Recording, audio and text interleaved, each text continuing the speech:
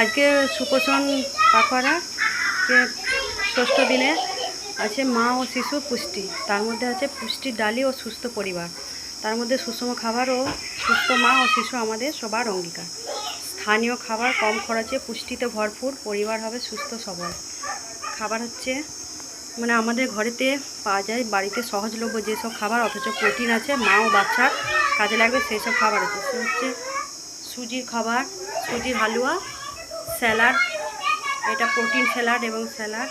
আর সবথেকে বড় হচ্ছে খিচুড়ি, যেটা আমরা বাড়িতে বিভিন্ন রকম সবজি দিয়ে, তার সাথে ডিম এবং চিড়ের পোলাও ও দুধ আর ফল, এগুলো আমাদের সহজলভ্য এবং সবারই বাড়িতে পাওয়া যায়। এবং এই খাবার খেলে মা ও বাচ্চার পুষ্টিতে হয়।